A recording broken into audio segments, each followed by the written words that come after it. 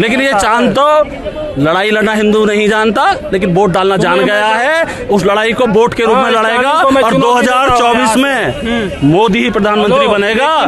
की ranking world में क्या थी, 256वें नंबर पे थे। 1-2 साल में ऐसा क्या हुआ कि वो 6ठे नंबर पे आ गए? अगर वो देश का आदमी तरक्की कर रहा तो आपको बड़ी दिक्कत हो रही है, समझ गए ना। और आज भी काम चल रहा है ना। अगर कांग्रेस की जहाँ सरकार है छत्तीसगढ़ में, पश्चिम बंगाल में, बंद कराइए ना उनका काम। हम देख लेंगे कैसे आप अडानी के विरोध करते हो, मात्र दिखावा करते हो आप उनका। नहीं देखिए, और कौन है मोदी? क्यों और सर? भैया अभी जो ये कह रहे थे कुछ लोग कि जी अडानी अडानी, राहुल गांधी अडानी बोलते हैं। सबसे हाँ सुन तो लो, सबसे ज्यादा इन्वेस्ट उनका आपका पश्चिम बंगाल में कर रहा है। ममता बनर्जी को विरोध में काम चल रहा, छत्तीसगढ़ में अडानी का काम चल रहा, कांग्रेस की सरकार। भैया ये लोग उनसे काम ले रहे हैं, वो देश को आज चला रहे हैं, इसलिए। और अडानी अबानी अभी नहीं बने, पहले से उन्हें काम देते आए हैं कांग्रेस के लोग ही। पाकिस्तानी है वो। इटली के हैं, इटली वाले हैं भैया, वो हिंदुस्तान के नहीं है, वो कभी भला नहीं चाहते। सुनिए, वो दाऊद का, लश्कर तैयबान का, ये सब का उनकी मैटर है, इनकी ये सब की पार्टनर है।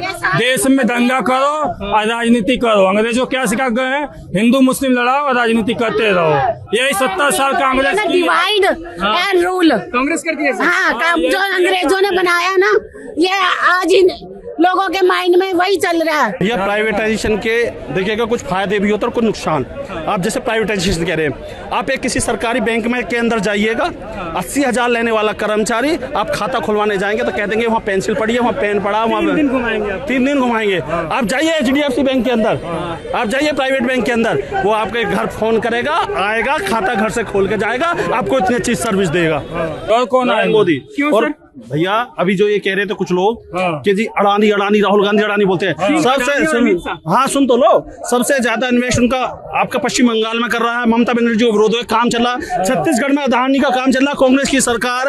भैया ये लोग उनसे काम ले रहे हैं, वो देश को आज चला रहे हैं, इसलिए। और अडानी अबानी अभी नहीं बने, पहले से उन्हें काम देते आए हैं कांग्रेस के लोग ही, समझ गए ना। और आज भी काम चल रहा है ना। अगर कांग्रेस की जहाँ सरकार है छत्तीसगढ़ में, पश्चिम बंगाल में, बंद कराइए ना उनका काम। हम देख लेंगे कैसे आप अडानी के विरोध करते हो, मात्र दिखावा करते हो आप उनका। नहीं देखिए, मैं हाँ। आपको एक चीज बताऊं। हाँ जी बताइए। की रैंकिंग वर्ल्ड में क्या थी, 256वें नंबर पे थे। 1-2 साल में ऐसा क्या हुआ कि वो 6ठे नंबर पे आ गए? अगर वो देश का आदमी तरक्की कर रहा तो आपको बड़ी दिक्कत हो रही है। आप एक बात देखिएगा, सुनेगा। वही उद्धव ठाकरे है, उद्धव ठाकरे आपका रिकॉर्ड नहीं बोलेंगे, हम बता रहे हैं। मेरा कहना ये है, अडानी जी ने, आप कह रहे 6ठे नंबर पे आ गए, हो सकता है, लेकिन आप देखेगा आपको प्रॉब्लम नहीं होती थी जब विदेश की मल्टीनेशनल कंपनियां हिंदुस्तान लीवर इस देश से कमा के करोड़ों रुपए ले जाती थी, आपको प्रॉब्लम नहीं होती थी। कई इटली की कंपनियां करोड़ों रुपए कमा के ले जाती थी, आपको दिक्कत नहीं होती थी। लेकिन एक देश का वो व्यक्ति अगर आगे बढ़ रहा है तो आपको तकलीफ हो रही है, पैदा हो रही है, क्योंकि पैसा लुट के विदेश में नहीं जा रहा, इसलिए दिक्कत हो रही है। पहले सुनिए, आपने कहा कि देश का व्यक्ति तरक्की कर रहा है तो हमें तकलीफ हो रही है, ऐसा बिल्कुल नहीं है। जो जनता की चीजें हैं उसको आप एक व्यक्ति को दे रहे हैं और वो व्यक्ति फायदा ले रहा है, जनता को नहीं मिल रहा उस चीज का फायदा, तो ये चीज गलत है ना। फायदा था अब से 6 साल पहले, जब 300 रुपए में 1 GB डाटा आता था तब फायदा था। जब विदेशी कंपनियां लूटती थी, जब 1,000 लीटर रुपए किलो एलोवेरा बिकता था तो प्रॉब्लम होती थी। बाबा रामदेव अगर 300 रुपए बेचते तो आपको प्रॉब्लम होती है कि रामदेव कमा रहा। अच्छा सर, आपसे मैं पूछ रहा हूँ, आपने पीएम मोदी की तारीफ की सर, लेकिन देश में आरोप लग रहा है कि महंगाई और बेरोजगारी काफी चरम सीमा पर है, क्या कहना चाहेंगे सर? अगर महंगाई है, देखिए मैं मानता हूँ उसको, लेकिन है तो सभी चीज में दिक्कत। अगर आपका देखिएगा आबादी बढ़ रही है, एक देश का क्षेत्रफल एक सीमित है, संसाधन भी सीमित है, आबादी कंटिन्यू बढ़ती चली जाएगी तो महंगाई तो बढ़ेगी। लेकिन उस महंगाई के फलस्वरूप क्या लोगों के तनख्वाह नहीं बढ़ी, क्या उनके काम की नहीं बढ़ी? पहले चाय 1 रुपए की, अगर मैं मान लो मैं चाय का ही काम करता हूँ, पहले 50 पैसे में चाय बिकती थी, आज 10 रुपए में चाय बेच रहा हूँ, तो हमारी आमदनी नहीं बढ़ी। केवल उसी चीज को गैस 400 का सिलेंडर हो गया, हमारी आमदनी भी तो बढ़ी है। मेरे भाई बता, पहले हमारे ग्रेटर नोएडा में, मेरी भाई सुनिएगा, ग्रेटर नोएडा में 3-3 हजार रुपए भी एक्वायरेशन हुआ है। आज आपका 37 लाख रुपए में दे रहे हैं 1 बीघे। अरे गवर्नमेंट दे भी तो रही है मेरे भैया, कमाई के स्रोत भी बढ़े हैं, उस चीज को भी देखो। आप ये चाहते हो राजमिस्त्री कितने में आता था आप बताइए? 800 रुपए 800 में आ रहा वर्तमान में, जब 100 रुपए में आता था तो भैया कमाई भी बढ़ी है लोगों की। लेकिन आप ये, और सबसे पहले कहता हूँ, कांग्रेस मुद्दा बनाए कि इस देश की सबसे बड़ी समस्या है जनसंख्या वृद्धि, उस पर क्यों नहीं बोलते आप कांग्रेस वाले? कहे ये उनसे लाइए और सारी सरकार खड़े होंगे आंदोलन में। अगर क्या प्राइवेटाइजेशन मैं मानता हूँ कहीं पूछिए कि पहले हिंदुस्तान में कर्जा कितना था और अब कितना है। पहले सवाल मैंने पूछा है अरे भैया हिंदुस्तान में हाँ। भारत है भैया प्राइवेटाइजेशन के देखिएगा कुछ फायदे भी होते हैं और कुछ नुकसान। आप जैसे प्राइवेटाइजेशन कह रहे हैं, आप एक किसी सरकारी बैंक में के अंदर जाइएगा, 80,000 लेने वाला कर्मचारी आप खाता खुलवाने जाएंगे तो कह देंगे वहाँ पेंसिल पड़ी है, वहाँ पेन पड़ा, वहाँ 3 दिन घुमाएंगे आप। 3 दिन घुमाएंगे। आप जाइए HDFC बैंक के अंदर, आप जाइए प्राइवेट बैंक के अंदर, वो आपके घर फोन करेगा, आएगा, खाता घर से खोल के जाएगा, आपको इतनी अच्छी सर्विस देगा। तो जरूरी है। आप एक बात है, इस देश का इस प्रकार की विडंबना बना दी। मैं आरक्षण का विरोधी नहीं हूँ, लेकिन एक ऐसी विडंबना बना दी है कि उसका कोई सॉल्यूशन नहीं है। काबिल व्यक्ति को पीछे रहना पड़ता, मैंने कह रहा हूँ। और प्राइवेट में आदमी 12,000 रुपये तनख्वाह लेकर भाई काम करता है, और वहाँ 80-80 हज़ार में आप देखिएगा सरकारी स्कूल को। मैं दिल्ली का तो देखो मैं नहीं पता, मैं आपका बुलंदशहर से आता हूँ, वहाँ 80,000 लेने वाला टीचर सरकारी स्कूल में अपने बच्चे को पढ़ाने कर रही है। नौकरी तो मैं सरकारी लूंगा, लेकिन अपने बच्चे को भी सरकारी स्कूल में नहीं पढ़ाऊंगा। सरकारी अस्पताल में करने वाला डॉक्टर, केवल वो सरकारी का उद्देश्य क्या है? सरकारी का मजे से सेपरेट जीवन हो गया, पेंशन मेरी बंद गई, काम करना नहीं पड़ेगा, है वो इलाज अपने बच्चे का भी नहीं कराता। कहाँ से आए? जब उसका कोई लाभ नहीं है तो सरकारी का जरूरत क्या है? अगर प्राइवेटाइजेशन में लोगों को सुविधाएं मिल रही है तो करना चाहिए, मेरा तो मानना। 28 दल जुड़े हैं PM मोदी को हराने के लिए, क्या हरा पाएंगे? हमें तो नहीं लगता, शेर काफी है। और देखेगा, आप बोलिए, अभी देखेगा कितना बड़ा विषय भी बोला है।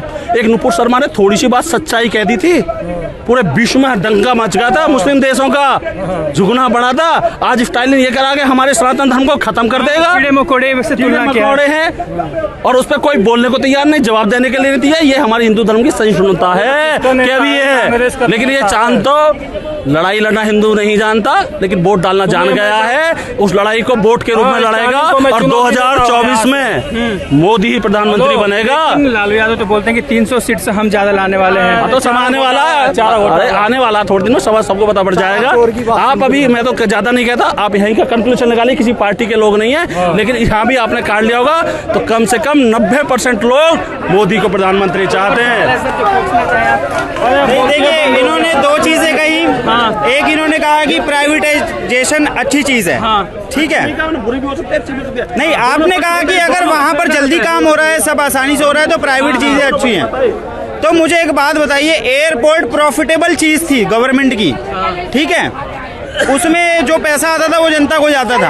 आप एक प्रॉफिटेबल चीज को कैसे एक व्यक्ति को दे सकते हैं, और वो प्रॉफिट वो पहले नहीं दिया, जनता के किसके अकाउंट में आया? कैसे जनता को कैसे आया? मतलब जनता को कैसे आया भैया? कैसे आ रहा? हमारे अकाउंट में आया था कोई पैसा? किसकी जनता के अकाउंट में आया था? आप कैसे आया? गवर्नमेंट के पास जो पैसे जाते हैं वो जनता के ही तो होते हैं। तो आज ये गवर्नमेंट उसको किस तरह से यूज करती है ये डिपेंड करता है। सुनिएगा, जब कितने NCR में कितने एयरपोर्ट थे, मेरी बात सुन भाई साहब, सही है, आप भी जवाब देना। हमारे ग्रेटर नोएडा में एयरपोर्ट बनना, उसके लिए बनाने के लिए पैसा चाहिए है। हिंदुस्तानी है वो। इटली के हैं, इटली वाले हैं भैया, वो हिंदुस्तान के नहीं है, वो कभी भला नहीं चाहते। सुनिए, वो दाऊद का, लश्कर तैयबान का, ये सब का उनकी मैटर है, इनकी ये सब की पार्टनर है। देश में दंगा करो और राजनीति करो। अंग्रेजों क्या सिखा गए हैं? हिंदू मुस्लिम लड़ाओ और राजनीति करते रहो। यही 70 साल कांग्रेस की डिवाइड एंड रूल कांग्रेस करती है। हाँ, जो अंग्रेजों ने बनाया ना, ये आज इन लोगों के माइंड में वही चल रहा है।